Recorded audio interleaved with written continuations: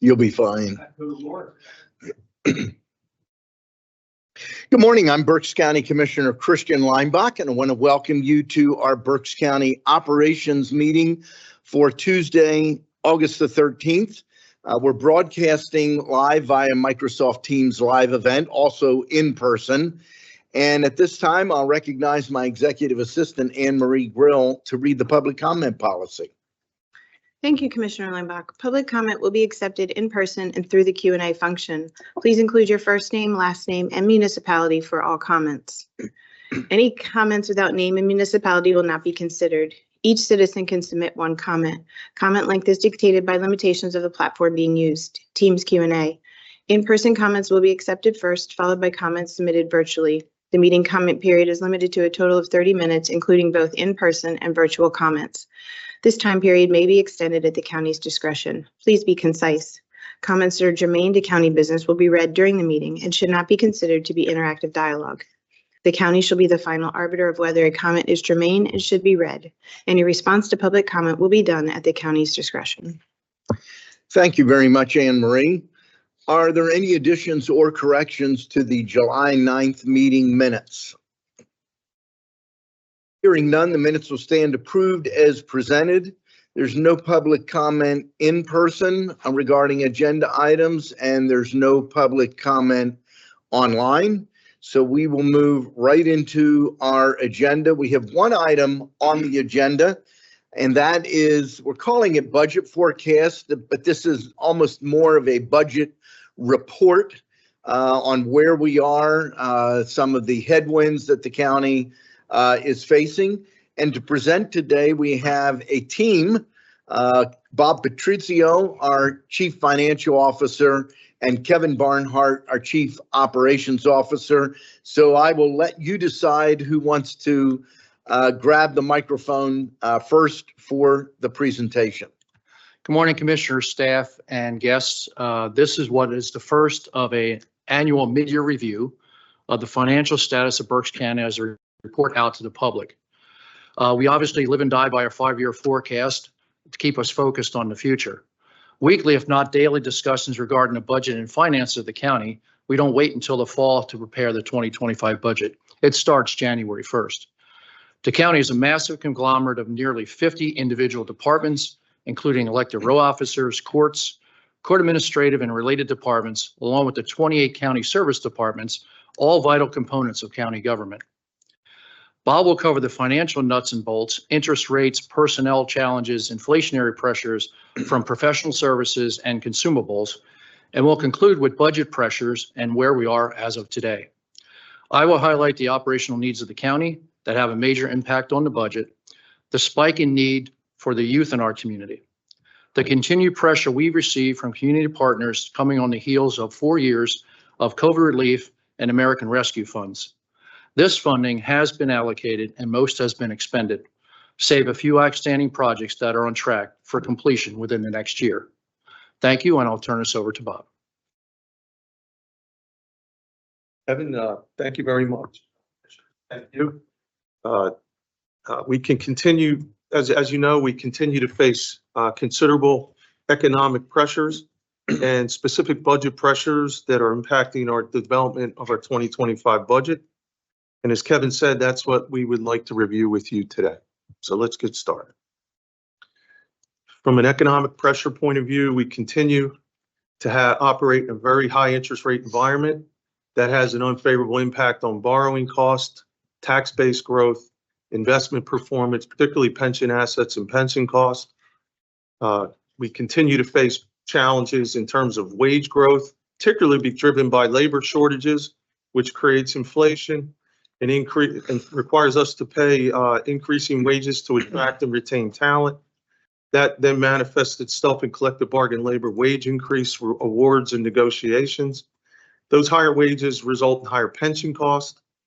Our healthcare providers also experience these same labor shortages, and we are consumers of healthcare, not only for benefits for our employees, but also at our nursing home and in particular even the jail in terms of inmate healthcare. And as a result of their struggles with labor shortages, they have higher costs, and those costs get passed on to us as higher medical costs. In addition, we had a new state legislative staffing ratio requirement that kicked in July 1st of 2024 for Berks, and that put considerable pressure on us to just maintain compliance with those requirements, and that's resulted in us paying higher agency wages for agency staff, which are anywhere from 2 to 2.5 times higher than our fully loaded cost, and also puts pressure on us to pay our employees increases as well to maintain the staff that we have. With respect to contracted professional service providers, they have the same exact issues we do. They provide these services with personnel, and they have the same labor shortage challenges and the challenges of competing for talent. And that manifests itself in our contract renewals as higher increases in fees. And we see that in human service contracts. We see that in technology contracts, architects and engineers for facility work that we do, legal contracts. We even see it in our medical care contracts at the Heim and at the jail. With respect to other consumables that Kevin mentioned briefly, food, supplies, building materials, and energy, those are being driven higher as well by the need to compete for talent, higher wages and benefits. And with respect to energy costs, our federal government policy towards energy has increased energy costs pretty significantly for us. That manifests itself in all raw materials and processing costs of manufactured goods, food, and supplies, all of which we consume for the delivery of our services, and also higher transportation costs from an energy point of view also get passed through to us. So this economic pressure is putting considerable pressure on our 2025 budget and certainly raising our costs higher than what they were in 2024. In addition to that, we've also had the need for facility expansion and service expansion, which COO Kevin Barnhart is going to speak to now. Thank you, Bob. So the next slide kind of rolls through facilities and service expansion. Space allocation is the first one on the slide. Space allocation and downtown campus renovations. The courthouse and services center have been here pretty much in the same condition for about the last 34 years. This building was built in the early 90s and really nothing but cosmetic things have been done. We are really looking now also at the mechanicals, electrical, and plumbing, primarily in the courthouse, which many of these mechanicals, electrical, and plumbing are end of life, and we're seeing significant failure in systems. We are undertaking this effort beginning early spring of this year once the phase 3 of the South Campus is completed. And the estimated spend over 2025 and 2028 is earmarked at about $25 million. It's very necessary to keep the functions of these buildings going for the public as well as the public as well as the folks who work here day in and day out. We also have facility expansion and renovation. There was a need for us to work through the redevelopment authority to acquire the South Campus, initially to store our elections equipment. From that, we also have renovated and moved in our archives division. And last but not least is the move-in of various departments in the services center that will be able to free up space here in the services center for continued renovation and improvement for the various departments. That has trended to an annual rent of $550,000. It has depleted reserves of leasehold improvements around $11 million. The actual third phase should be completed by spring of 2025. We also, if you notice this as you go down County Welfare Road, we also have to add increased facility staff to man these locations and to support infrastructure assets. The Ag Center renovation phase 2 is the actual original front end of the building. Phase 1 is finishing up in November, which will house the Conservation District and the federal agencies. That is the focus in the back portion of the building. Phase 2 is going to be completed hopefully late spring or early summer of next year. This all is impacting us at about $3.6 million in new spending. Then we move into what has hit us pretty hard here in the last couple of years. We, as many of you know, well over 12 years ago, we ceased doing shelter care for kids waiting for placement. And now there's an uptick in need for shelter beds for the kids that need that support the juveniles. Whatever we spend on shelter care is actually an 80-20 with the state. So the state reimburses us for 80%. We're required to pay the 20% match. This also adds new staff, wages, healthcare, and pension costs. Presently, we have a license for 50 beds.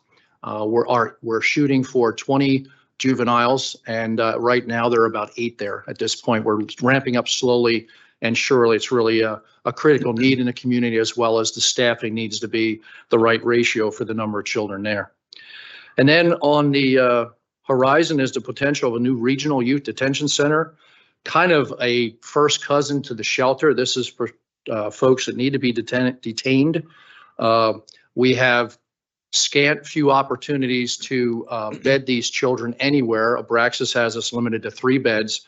And this is really a crisis that's been mentioned many times by the board and through CCAP and other agencies. This is a crisis. And our courts. I'm sorry. And our courts. Yes. DA.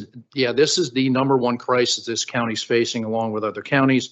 But we believe very positively we can pull this together with the help of 2 other counties, Dauphin and Lehigh County.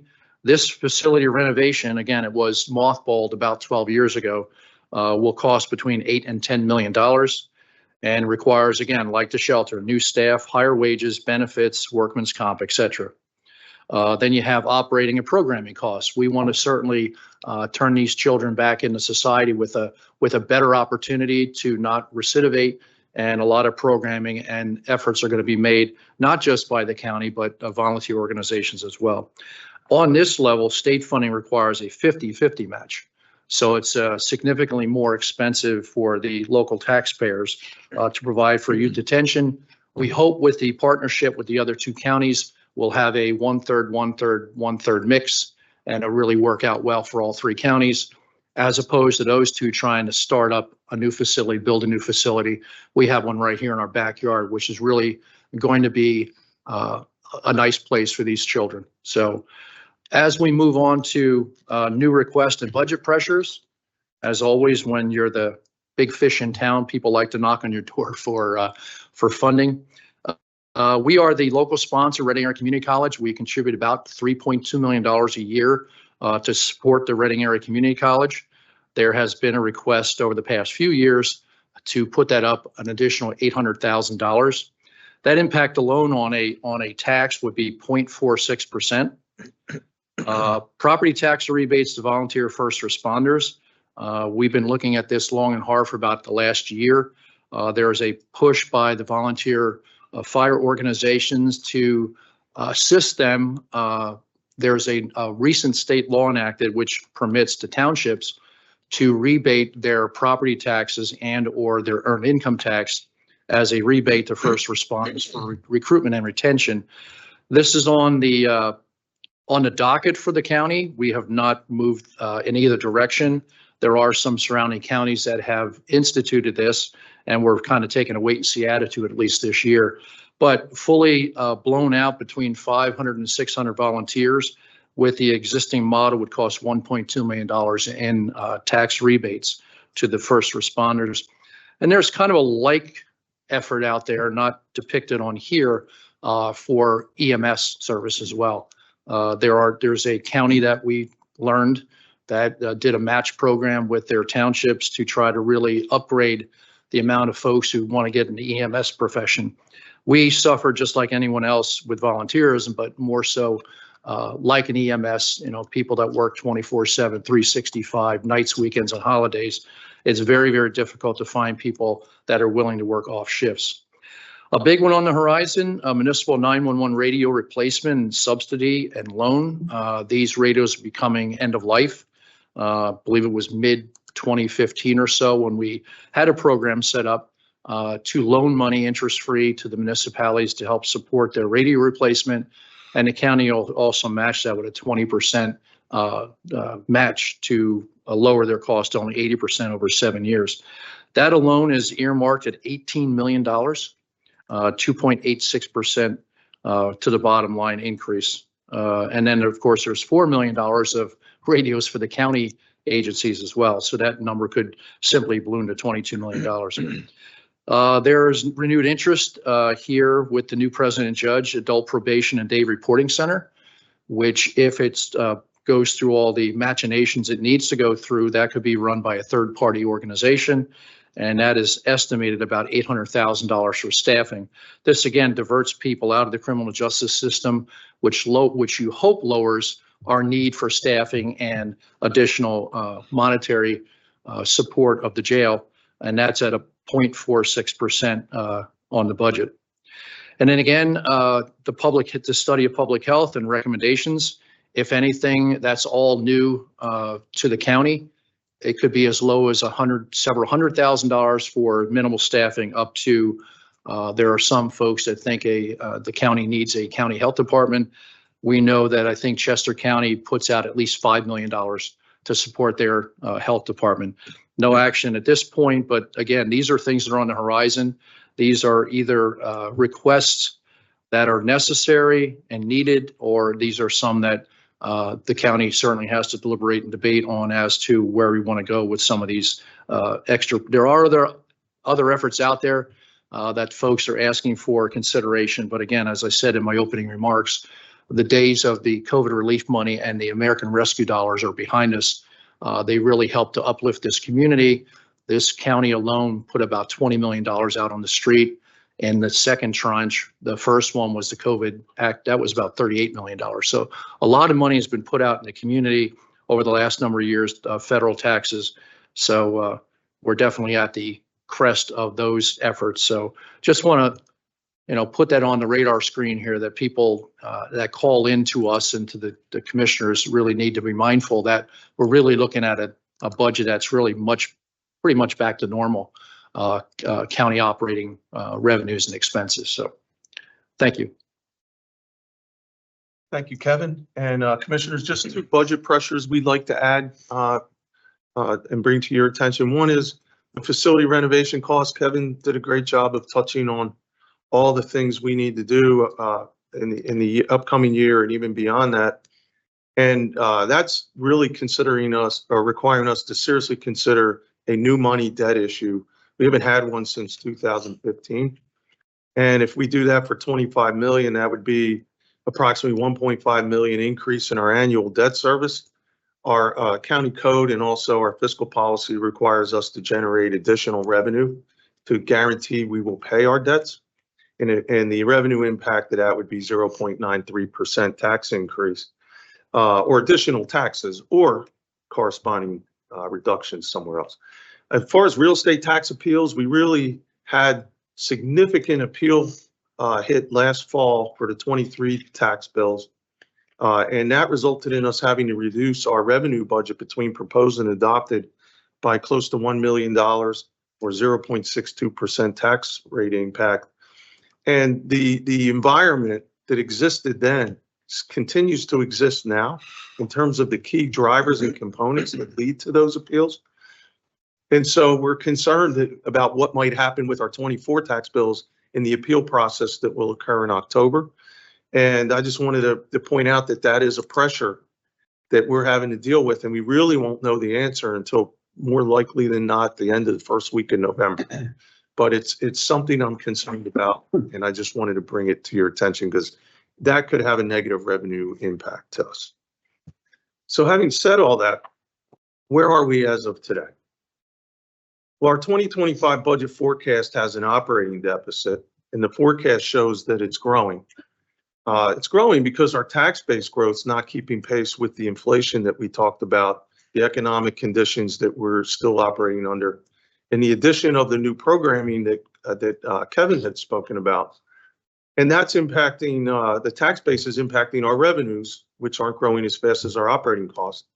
And the high interest rates are impacting the tax base growth because it's slowing real estate development because of the cost of borrowing. Think like home mortgages, for example, at 7%, those kind of things. And even contractors are paying more in interest to develop properties. In that forecast, our general fund reserve requirement, our minimum general fund reserve requirement, falls below the 60-day requirement in 2026.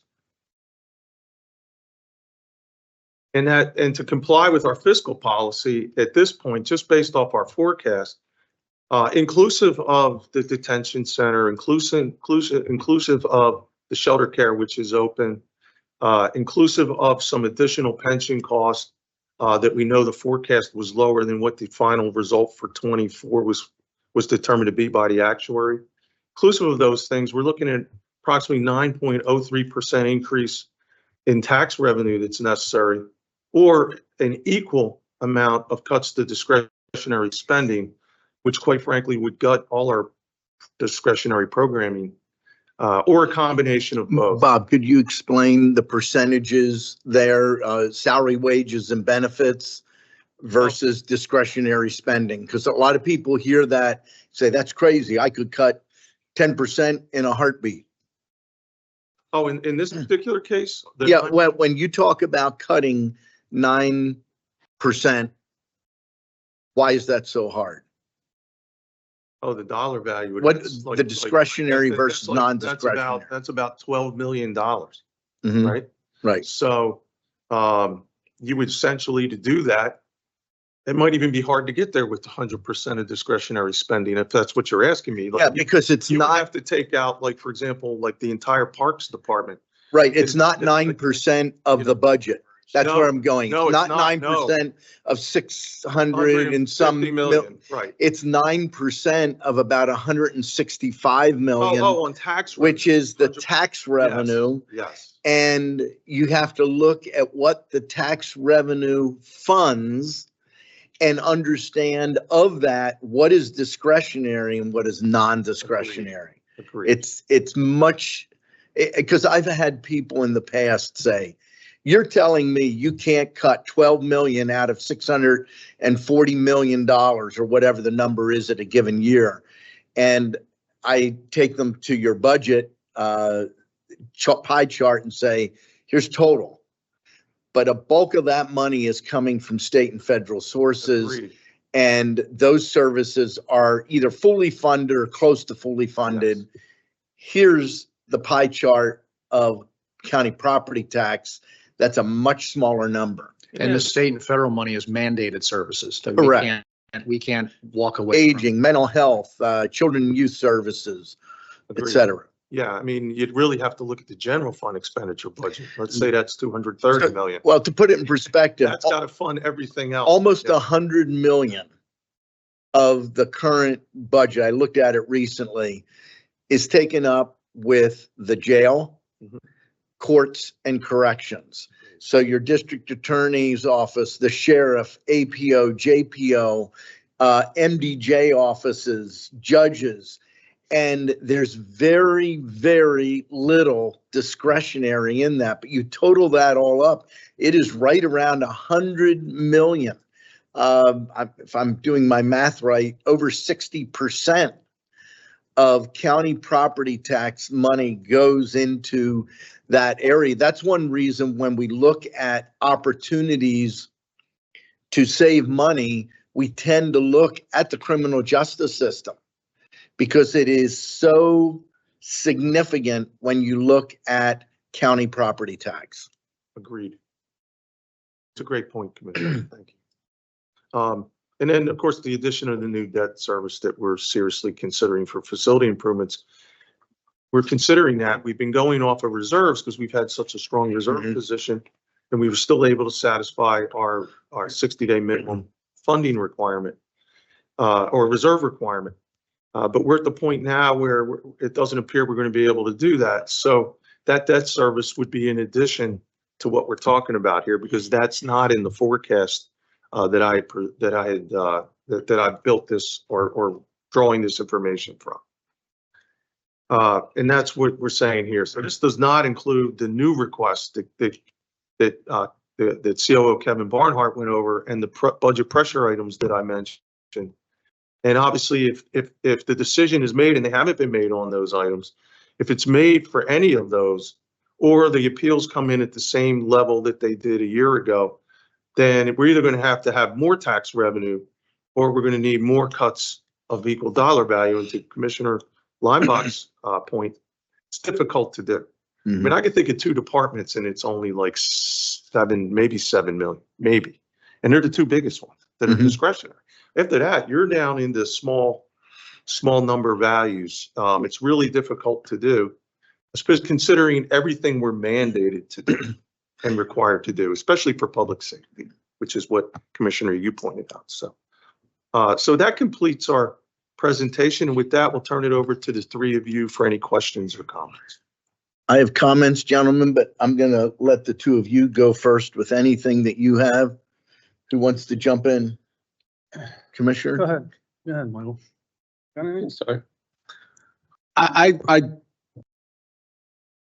appreciate the budget presentation. I know that there's been a lot of work put into it, and I know that we have a lot of challenges. This is my first budget that I'm going through, so it's a lot to take in. And I appreciate Bob's meeting with us and taking us through the process.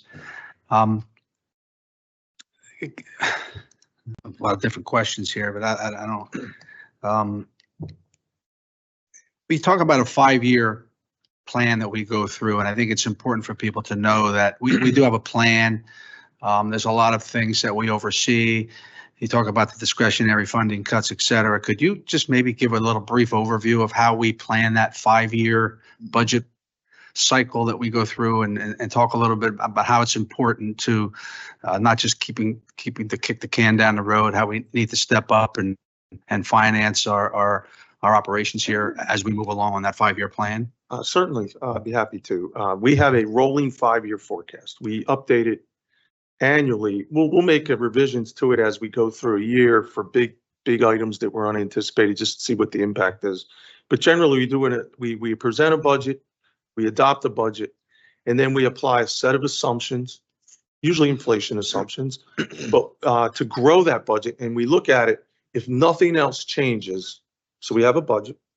If nothing else changes in terms of service delivery, right? Increases in staffing because we've added programming, nothing new. This is what these facts and circumstances look like for the next 5 years. We then take those values and we say, okay, how do those values grow over the next 5 years? Because we know we're going to experience inflation through that 5-year period. And we applied a set of factors to all the components of the budget. Then we factor in decisions or conversations that have had after we presented a budget, adopted a budget that weren't in that budget cycle.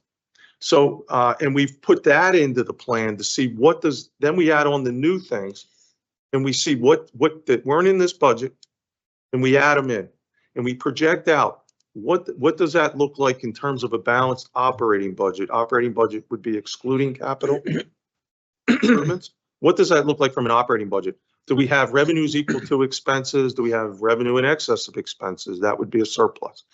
That would be a good thing. Or do we have a deficit? And are those deficits growing? And we use that as the key decision-making tool of the county. I think it's the best thing we can show elected officials in your capacity. Here's where we are, but this is what it becomes. It's not going to stay flat.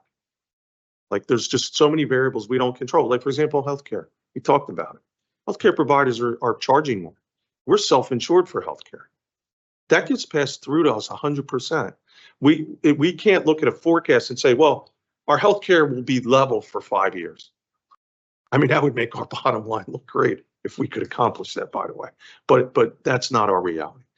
And then we look at the capital and we look at our reserves and we determine, where are we in relation to our minimum reserve requirement?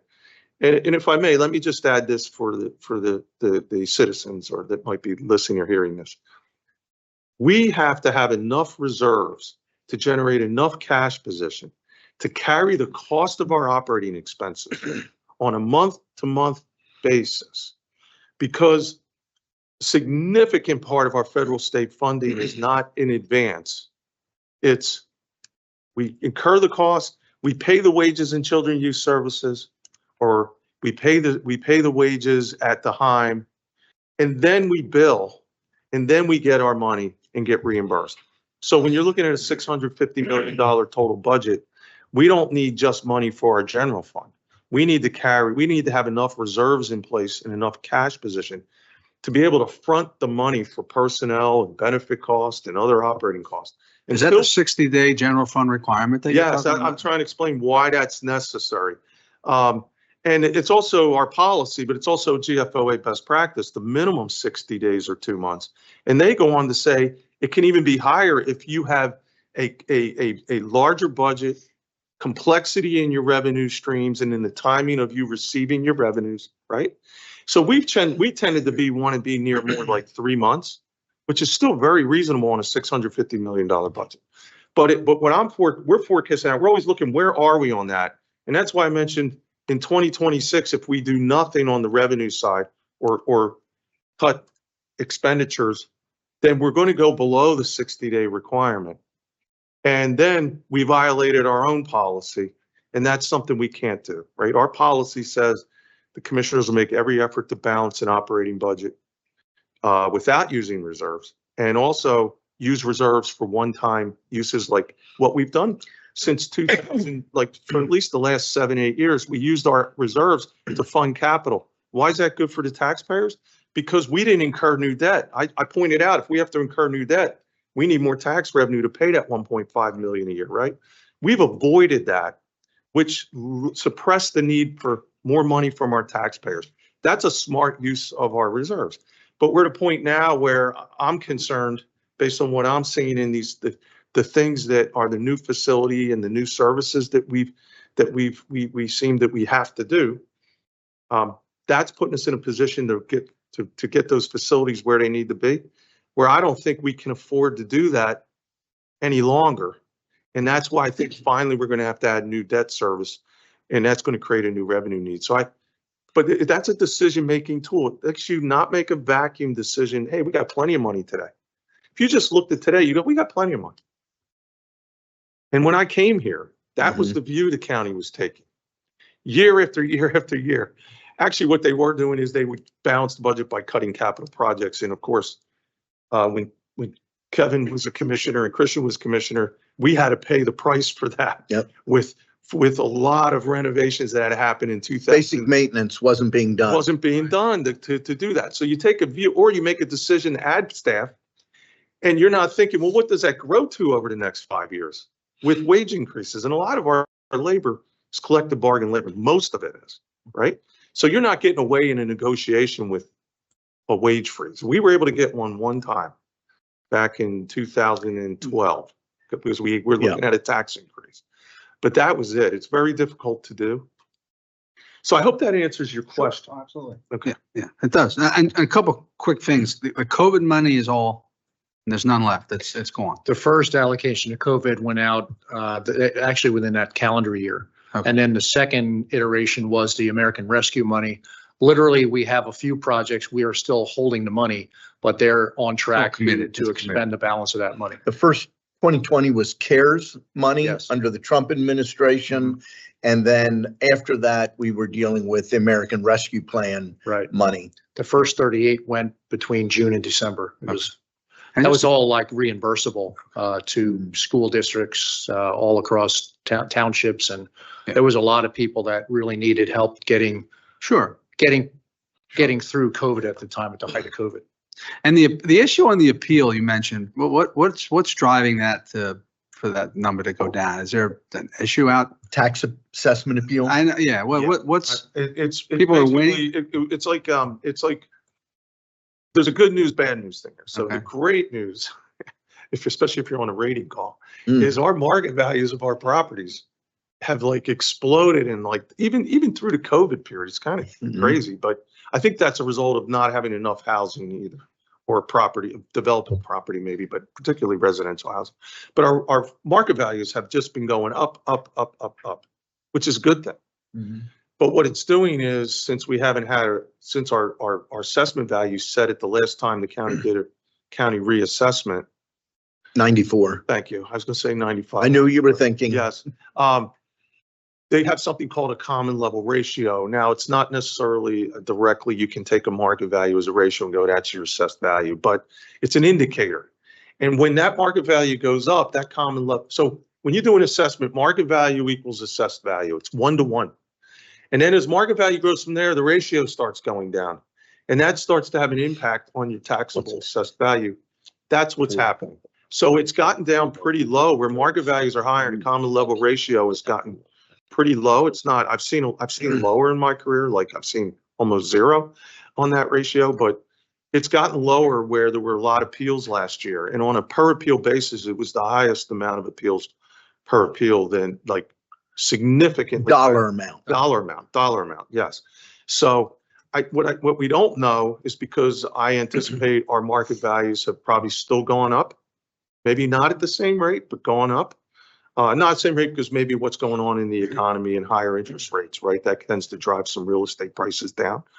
But I don't see that the dynamics have changed in terms of, like, I don't see a reversal, that our common level ratio is going to reverse and start going up towards 1. That did happen in the Great Recession. I think Commissioner Leinbach and former Commissioner Barnhart will remember that. It was going down and then it reversed. For like 3 years. It actually went up, which was a good thing for us from that perspective, from this perspective that we're talking about. All right, I appreciate that. Thank you for your work, and that's all I have, Mr. Chairman. Commissioner Rivera. Yeah. Go ahead and take your time. Let's see if I can find the, While you're looking at that, let me share my screen. One of the things that I've looked at to help folks understand the inflation issue is looking at the 30-year mortgage.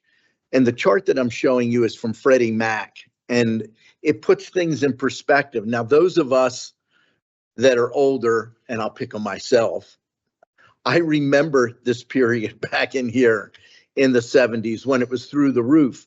But if you look at where we are right now on the 30-year fixed mortgage rate, and that's one of the better indicators to look at, we're at 6.8%. You have to go all the way back to 2001 to find it at or higher than 6.8%. 6.8% in the big picture is not that terribly high, but generationally, you have young people in their mid 20s, even early 30s, that this is the normal rate to them is abnormally low. And so what has happened, the consumer confidence is really hit hard by this dramatic increase. And you can look at this chart, you have to look all the way back to 1979 to find this kind of a climb in the inflation rate. And again, I'm old enough, 79, Carter's president, but prior to that, Ford was president. And I still remember the big buttons, whip inflation now. It was an issue that was an issue before Carter became president. They were battling it, and it took a long time for it to come down. And effectively, around 2001, you see a consistent decline. And then in 2008, you had the Great Recession. Forget about what drove that. Actually, you shouldn't forget about what drove that. It was a housing market collapse, easy money, low to no money down, and the interest rates went down to some record lows. Now, these are averages for a particular year, so don't get caught up. Say, hey, I have a mortgage, and I know some people with 2.75%. That it may have hit that low in a particular time, but this is part of what we're dealing with right now in the inflation pressures. We're not talking about something that 5 years ago we were in the same spot. We're talking about something that you've got to go back 23 years. So we're in an inflationary environment and we're in a spike. We're hoping we can control it. But keep in mind that in December of last year, when we passed the budget, projections were for reasonable projections, were for 3 Fed interest rate cuts. There were some economists saying as many as 6.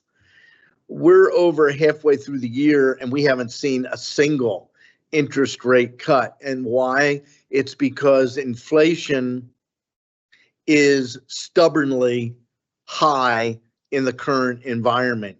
And so when we talk about the pressures, this is a picture that clearly shows what that pressure is, and it creates a domino effect. And I think Bob and Kevin, you did a very good job helping people, I hope, understand, yes, we've had to increase wages, and those, when you increase wages, that puts pressure on our pension, puts pressure on our health care for those employees.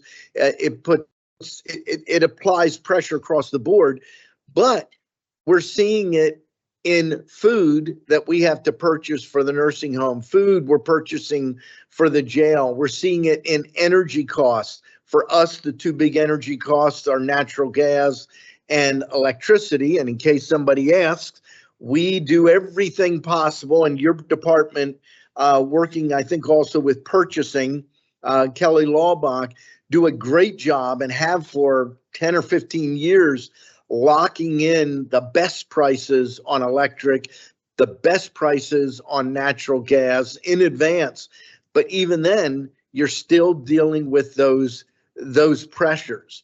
And then when you look at real estate, the real estate that people forget about is we rely solely on property tax. And property tax, one of the ugly pictures of property tax that many people don't want to talk about, when a government relies on property tax, even when the economy tanks, which we saw in really end of 2008 through 2009 and 10, you had homeowners that lost their jobs, that saw 50% or higher decline in their income. We never went negative with our property tax revenue. At the worst year might have been 1/10 or 2/10 of 1% increase in our property tax revenue, because there's no correlation between property taxes and the personal economy of a business or an individual. So they get hammered. But the other side is equally true. When the economy heats up, inflation heats up, it doesn't affect our revenues.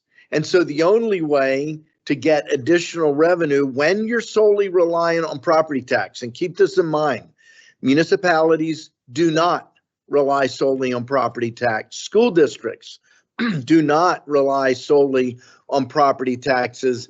Counties in Pennsylvania, there's a few exceptions, Allegheny and Philadelphia are completely different than everyone else. They have some other taxes. We rely solely on property tax. And the only way you inflate the property tax is by raising the property tax. And it is very difficult, and it's very difficult for the public, especially if they are in a fixed income environment. The last thing I'll say about the property tax, and then turn it over to Commissioner Rivera. People may ask, well, why not reassess? And in principle, and I say this very cautiously, I understand the value of getting everything back to, call it level. I understand that only makes sense if you're going to do regular reassessment so that you keep it level. Right now, it is so out of whack. That's why we're seeing all of the, not all, but many, and probably the vast majority of the appeals are due to where the common level ratio is. And Commissioner Rivera is going to share something on that in a minute. But here's the problem with reassessment. And I've looked at this so many different directions. No matter what scenario you look at, and the law says you cannot generate new revenue. There's like a 10%, 5 or 10% max total increase that you can see, and that's 10%, and it's solely to cover the cost of the reassessment. A third of property tax payers pay more, a third pay less, a third pay the same. Overwhelmingly, The people that pay more, and it seems to be true whether you're in a rural, urban, or mixed area like we are senior citizens and the farm community. And you may ask, well, why is that? It's because they tend to stay in their properties. I mean, think about how many farms you know that are generational. And then think about senior citizens today. They're much more likely to be people that bought a home in 1994 and are still in it today. So what common challenge do both of them have? Historically, farms are land rich, cash poor. It's just kind of the norm. And senior citizens historically are going to be on a fixed income. So they get unfairly hit when there's a reassessment. And that is why I've publicly opposed reassessment. I understand why it's important, why it needs to happen. We have to figure out a better way to do it so that the burden of reassessment isn't borne by these two primary groups within our communities. So if you want to add to that, because the common level ratio for Berks County right now is crazy low, and kind of explain how that plays into this. Yeah, so the common level ratio for the appeals effective this year was 39.8. For the appeals that are going through the process right now, which will be effective in 2025, it's 36.4%. So that has an impact there. But something else that has an impact as well is Bob mentioned that properties continue to increase in value. That helps on one end, but on the other end, you have the commercial properties who pay, which for the most part, if they're larger, paying a large amount. But you have those properties who, because of work at home and other reasons through COVID, a lot of them now don't have the same amount of people there. Businesses have changed. And when you evaluate a real estate or a commercial property, part of the value is based on if it's the highest and best use for that property, how much revenue it's generating, what the condition of the property is. So you have properties that are not generating income. They've left them deteriorate for years and years and years. Now they're saying, well, my property was once worth 10 million, now it's really worth 4 million. So that's where a lot of the tax appeals come in at and have the highest impact. It's those high dollar value properties, and a lot of them are commercial properties. We've seen a few. I'm not going to discuss right now, but that's having a huge impact on us as well. So that's something to keep in mind there when we're looking at it. The other thing I want to touch on is spoken with many people who are frustrated and they say, well, you know what, I'm making the same amount of money, but my costs keep on increasing. I'm paying more for food. I'm paying more for gas. I'm paying more for housing, paying more for this. And as a governmental entity, we go through the same type of issues. As Bob mentioned, income has been basically stable, but our costs continue to increase. And really, that's something that you can't control. You can't control the cost of food. I know Bob and his team does a great job in trying to find the cheapest food, products that we can, the lowest utility prices and so forth. But the economy is at a point right now where a lot of the things are out of our control. That being said, though, there's a lot of tough decisions that, oh, sorry, my microphone is off. There's a lot of tough decisions that we need to make. And I know Bob says this all the time. We need to look at what's mandated and what is discretionary. We have to take a hard look at that and sometimes, make those hard decisions to say, although we feel this is a good program, although we feel this is necessary right now, we can continue to add cost to government. So, we need to look at that. I'm not saying it's something to do, but when we look at the renovations here at the services center and the moving around, there's, instead of a 1 or 2 year period, to extend that out 3, 4, 5 year period, something to look at. I don't know if it makes financial sense or not, because some things don't necessarily make financial sense because you extend it out, but there's things that we need to look at and things that we're going to have to say no to, although we understand it's a need. Our something good to have. 'Cause there's a fine line to balance between what is needed, what is mandated, although, I'd like to do a lot more programs that are needed and would have a positive impact on the community, but we have to balance that out with the extensive increase in cost versus the lower increases in revenue that we're facing right now due to what the economy is doing. Let me see here, and that's all I have right now. I may have a few things said later. So a couple other things. When we talk about inflation, very important.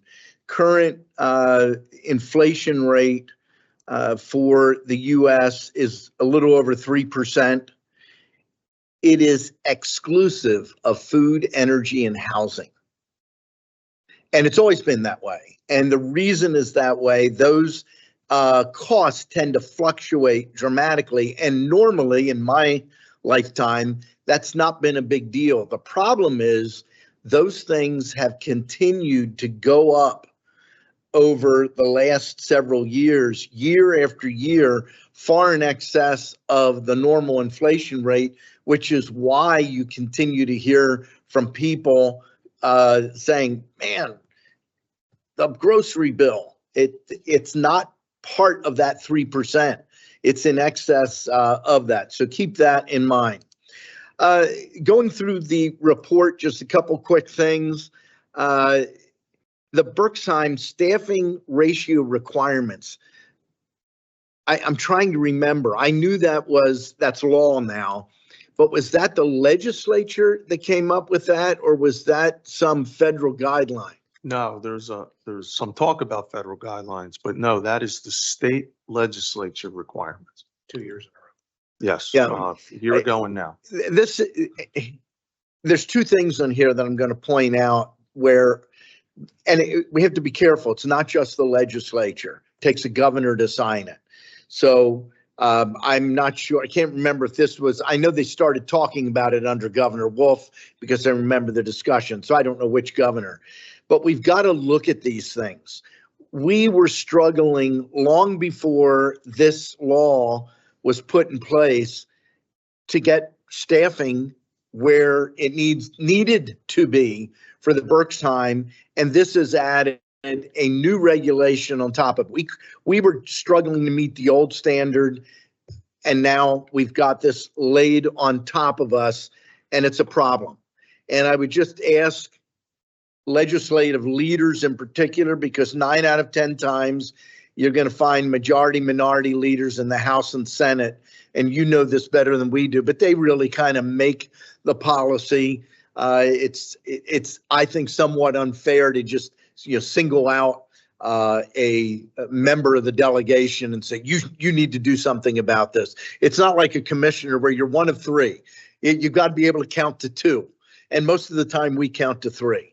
But that is a problem. We'll see that in another item. I just want to mention on the youth shelter care program, 2 things. Number one, we did not jump into this with a knee-jerk reaction.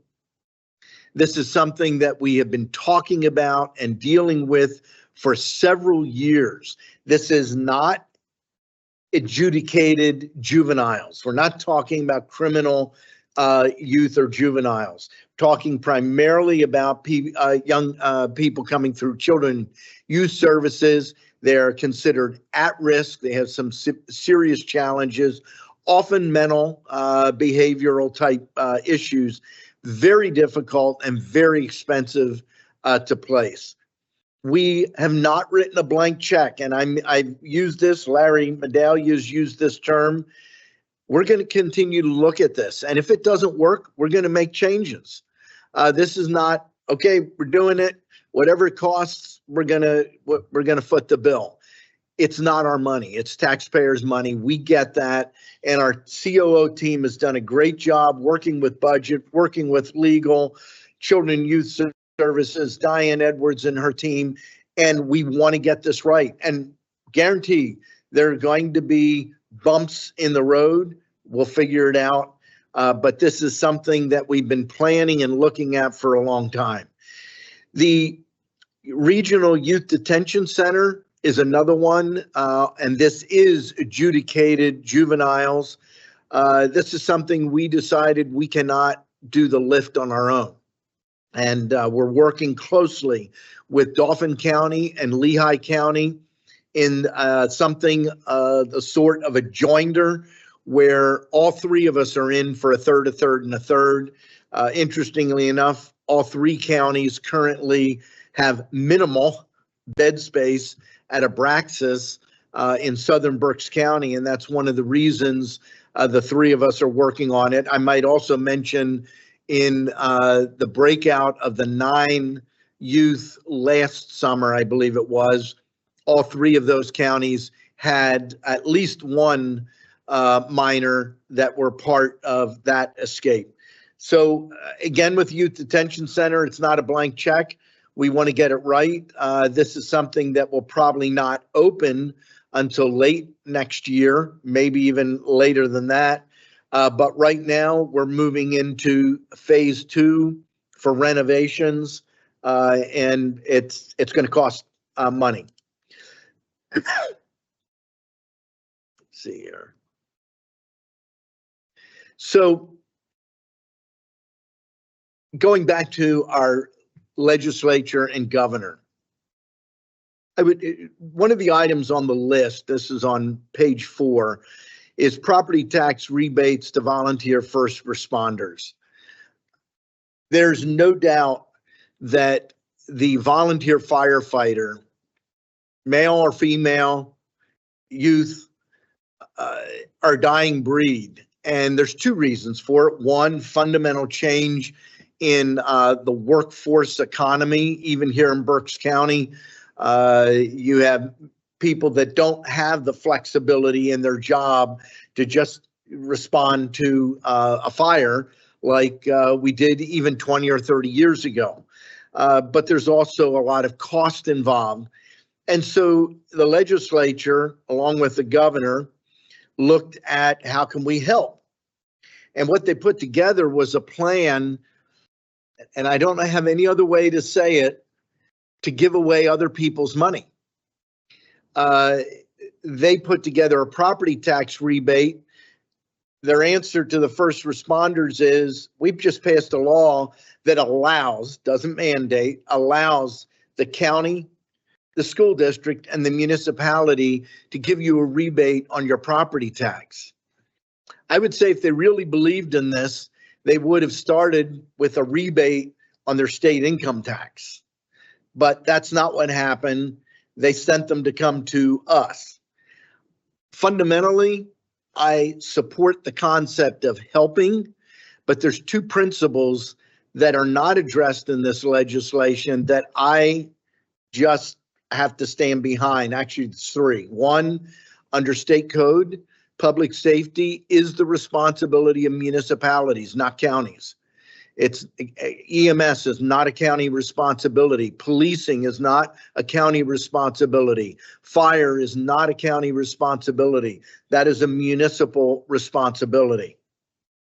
Number 2, I don't think you should be reimbursing volunteer firefighters based on the value of their home. It should be based on the value of what they deliver to their local community.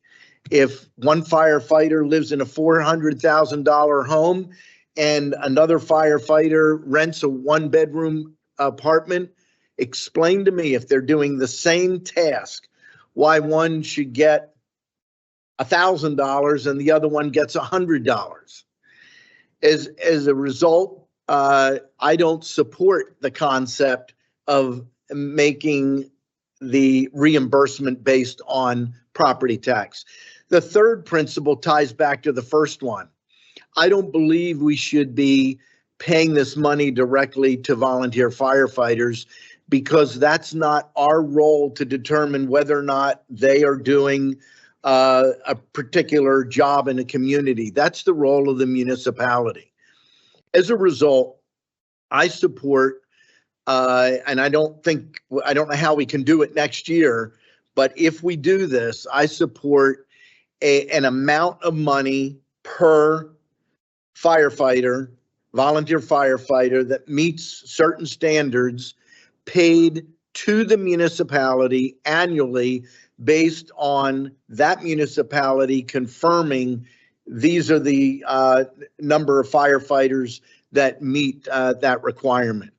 But again, my concern is the legislature's put together something that they say they believe in, but there's no state money at all tied to this, not a dime. And the anticipation was we passed the legislation so you, county, school district, municipality, can help our volunteer firefighters. And I think that those are all my main comments. The last thing I would say, and you here to note in your last slide, to comply with our fiscal policy, we require a tax rate increase to balance the deficit of 9%, cuts or discretionary spending, or a combination of both. We have some decisions that we need to make, and we need to make these pretty quickly because by October 1st, effectively, the budget, at least the draft budget, is pretty much set, and your focus is preparing that for presentation. I think it's the second Thursday of November, where that is presented as a draft budget, and then the final budget voted on in December.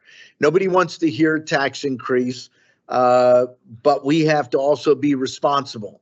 If we wait, this becomes a double digit. And if we continue to wait, we will fall back into the trap that prior boards were in for quite some time. And I've shared this before, but the prior methodology was no tax increase until the county runs out of money. And then you do this as large a tax increase as you possibly can. And I've shared this data before, but 95, 39%, 2001, 19%, 2005, about 34%. That was over a 90% increase, and you had less than a 24% inflation rate during that same time. You had over 3 times the rate of inflation that increase in spending, because that is not fiscally responsible. If you look forward from 2008 until today, you're looking right around, and you have to go through December. Actually, we have numbers through July, which would be another, hang on here. It's about 53, 54%. And we've increased spending by 19.1% in that period of time. We want to continue to fight to keep the cost of county government, the increase in the cost of county government, well below the rate of inflation. Our last tax increase prior to this year was 2018. If you go 2018 till July of this year, we're at about 27% inflation rate, and we've increased this year 8.99%, so 9% increase. Even at another 9%, that would be 18%, and I don't know where we're going to end up in the next year against 27% inflation rate. Again, nobody wants to hear that, but I want people to know that we're very cognizant of that and looking at that very closely. Yeah, the only thing I would mention, Commissioner, is just little word of caution. This is off our forecast. Correct. So we're still working on the wage budget, and we won't really have a good handle on the healthcare budget till about the middle of September, because we need some trend this year. Right. So I don't see anything's going to make it lower than what we had in the forecast. So that's kind of where I'm at. That's why I said that was a minimum. And then it depends some of the decisions. And headcount is a big factor. It is a big factor. And it's important to note that we are still, and when I say headcount, I'm not taking advantage of vacancies. The vacancies count if they're fully funded. We were over 2,200 in January of 2008. We're around 2,100 full-time employees today. We'll probably get new numbers. Those numbers are from the beginning of this year. We've obviously added roughly 45, 50 at the youth shelter. 37. 37, today. okay. Yep. I had 45 to Okay. 50 in my head. The goal is 45. That would give us the ability to. Okay, that's why I had 20 that for number. 20. If anyone wants to get more information, go to berkspa.gov. I believe one of the icons in the middle, is there one for the budget department? We'll quickly just check there. I think that there is. No, there isn't. I'm glad I did. So just go up to government. And if you look under administration, the first item listed is budget and finance. And when you go into that, off to the right side is budget history. You click on budget history and you can look at the adopted proposed or the adopted budget. And when you look at that, take a look at the pie chart that shows how county property taxes are being spent. That will help you understand the context of what we're looking at. We talk about an increase to property taxes and what property taxes are paying for. Anything else you'd like to add? Kevin, Bob? Just an update on our next budget ops meeting on August 27th will be the focus and function of the chief operations team. So put that on your calendar, please. I'm looking forward to that, even though I won't be here. My executive assistant will be, but I know you're focusing on a lot of the projects that you're working on. And if I can say in advance, since I won't be here, I've looked at the full list. You're not actually going through the full list. I think like the top 13 or 15. Without your team, a lot of that just wouldn't be happening. It would be, until it became a crisis, it would sit there. And I really believe that you and Larry and Britt and Jesse have done, and Amanda, our newest member of that, have done a great job. Jonathan is he's our spokesperson, public relations officer. You have a great team. I don't know how you would do this under the old model. In fact, it wouldn't get done. And I'm sure, Bob, in your role, you see that. I do. Yes. I'm very proud of the work our team does. So thank you. With that brings us to the end of the agenda. Real quickly, there's no public comment in person. Yep, there's nothing online. Just one item, there is no records improvement meeting on Thursday, and there is no election board meeting on Thursday either. So, Good one. motion to adjourn. Second. Meeting stands adjourned.